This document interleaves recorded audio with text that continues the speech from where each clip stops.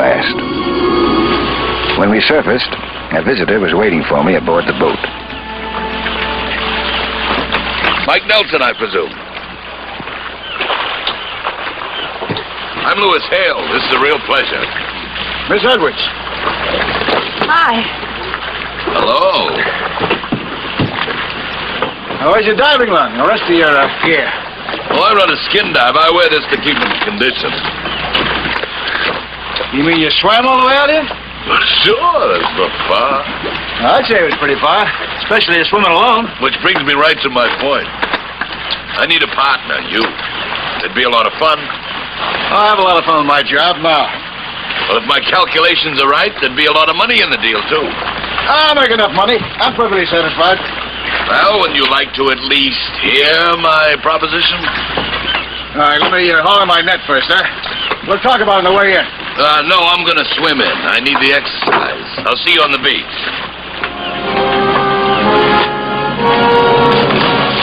Now let's eat. I feel great. That was a great swim. Yeah, you're quite a swimmer, aren't you? Only fair. Judo's a sport I really like. You ever try it? Huh? Oh, a little. Really, let's have a go at it. Come on. Hey, wait a minute. I thought you wanted to talk. Sure, we can talk and have a little workout. Let's talk first.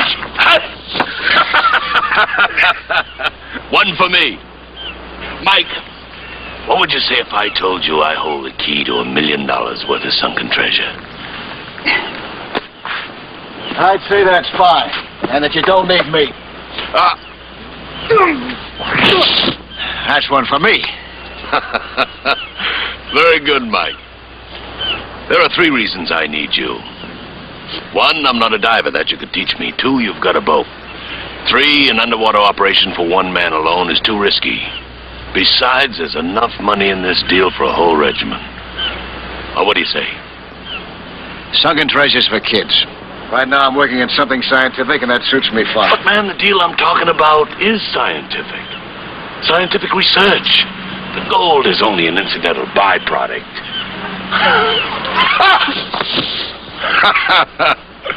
Hey, Mike, tell me, have you ever heard of Alfred Wegener and his theory on the moving continents? No. Well, Wegener's dead now.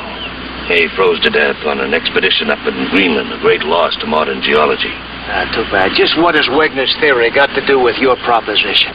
Well, Wegener established, by actual measurement, that all land masses are in constant motion, partially because of the centrifugal force generated as the Earth whirls through space. For instance, the ancient Egyptian pyramids are actually miles from where they were first erected. The Strait of Gibraltar is 3 times wider than it was, say, well, in ancient days. And America is 40 or 50 feet, as I understand it, farther away from England as recently as, say, 1920. These land movements are going on today. Intriguing, isn't it? Fascinating. You through with your little workout now? Oh, Mike, don't be sore. It was all in fun. What I'm really trying to say is that many long-sunken ships have moved from their original positions, and this bears out Wegener's theory. A lot of other factors to be taken into consideration, too, you know, like specific gravity, ocean currents. Very good, Mike, but I'm a mathematician. And all this data would go into my calculations, which I would feed into my computer. Computer? Yes, I have a portable one. Who ever heard of a computer leading you to a sunken ship? No one. But you see, this is my own secret invention. Well, are we in business? Are you willing to give me a little demonstration of this computer of yours? Oh. What kind of a demonstration? I was afraid that went down here right offshore about around 1897. Her bearings are well known to everybody, but no one's been able to locate her. There's nothing of value on it, but it might prove a point. You want to try it? Well, you give me the correct data for my machine, and I'll find it. And if I don't, I'll give up. How's that? If you do, you got yourself a partner. Let's shake on it. Oh, you don't. Last time I did that, you almost broke my neck. How about having lunch with me instead, huh? All right, that's a deal. I'll get my flippers and be right with you.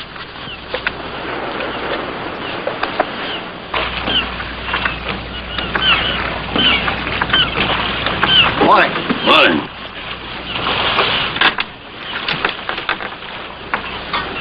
Excuse me. Thank you.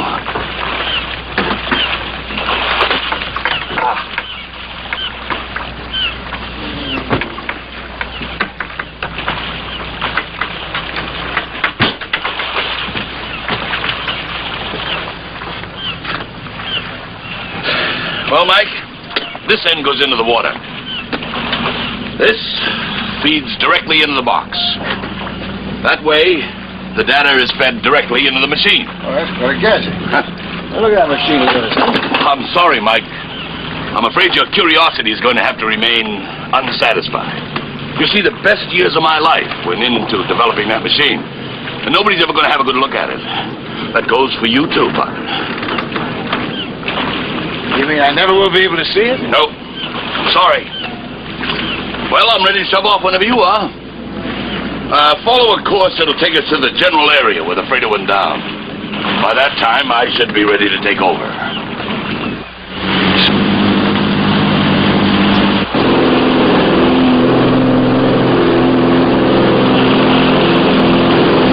What's your heading? North by northeast.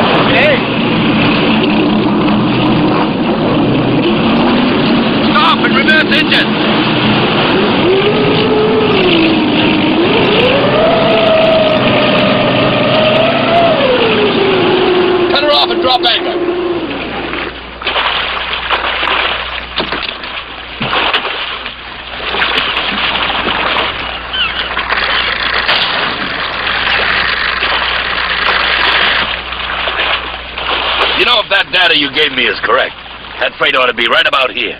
That's 300 feet east of her last known bearings, according to my machine. It's about 80 feet to the bottom. I'll get my gear on and go down and see what's there. If anything. Thank you for the vote of confidence. I gather you don't think you're going to find anything. A lot of good men have tried and failed.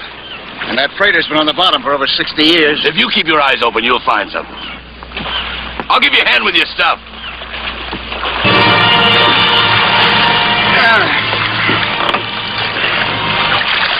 That machine of yours is pure magic. And you're a ringtail magician. Forget the hero worship, Mike. Starting tomorrow, I'm your pupil. When you find those barges and the gold that's in them, I want to be right there with you. Good enough. We'll start those skin diving lessons the first thing in the morning. Hale was an athlete. When I got him aboard, he was barely breathing. Hale had swallowed a lot of water. The flicker of life seemed to be there. I coaxed. I pleaded. Slowly, rhythmically, working into exhaustion. Breathe. Oh, come on. Come on, boy. Breathe. Breathe.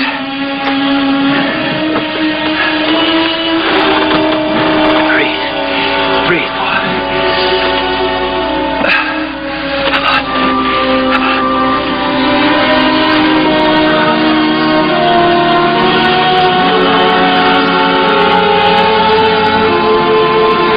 Boy. You all right, fella? My efforts paid off. He was coming around. A sniff of ammonia could do the trick.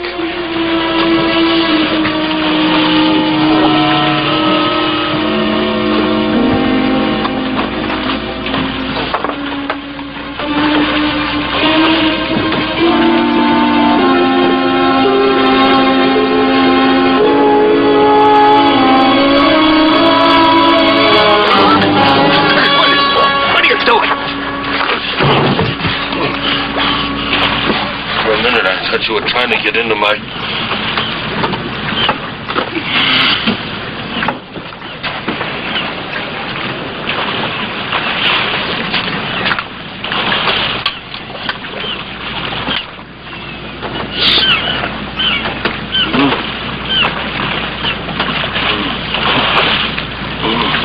take it. Mike, you saved my life. I'll never forget that. Just do what I tell you to do when we're underwater. If something goes wrong, don't panic. I did panic, didn't I? And you almost killed yourself. That's never going to happen again. Hale had the strength of bull. By the following morning, he was fully recovered, and we were heading out toward the sunken barges. Barges loaded with gold and lost beneath the sea for well over 100 years. The barges had... While we headed for the general area, Hale went through his routine of taking sights and fixes and reducing them to mathematical equations for his machine to digest. Hale had a busy routine, but I was beginning to get the funny feeling that a lot of it was strictly for my benefit.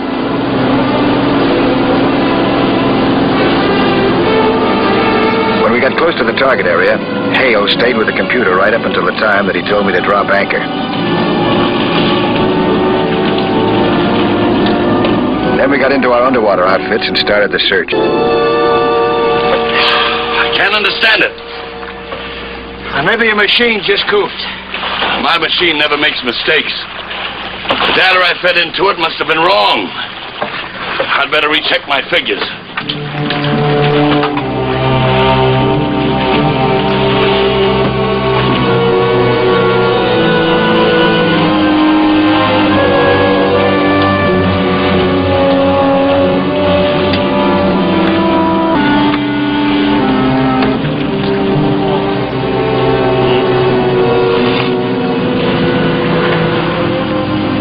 For his keys.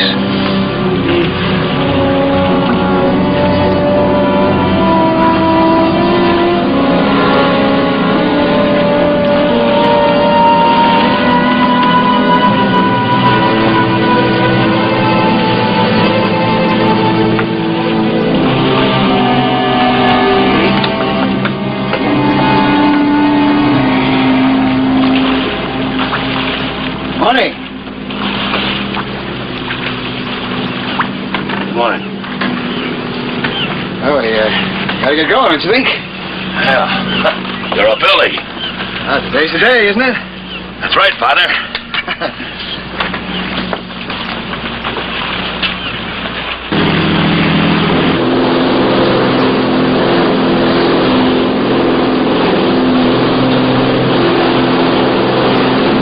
Cut engines and drop anchor right here.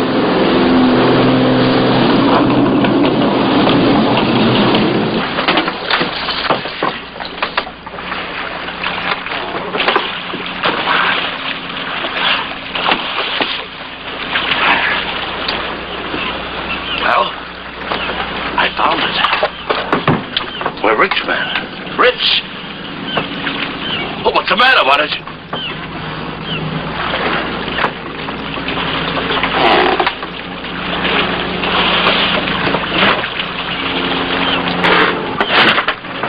Take it easy now, huh?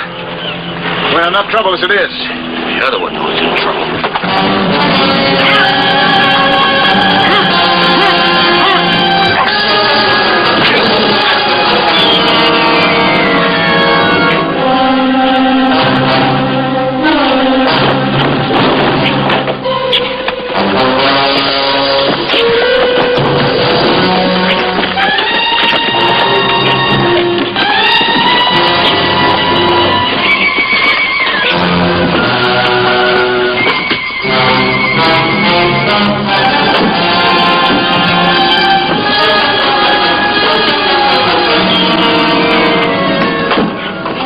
Play in my backyard for a change, up, partner.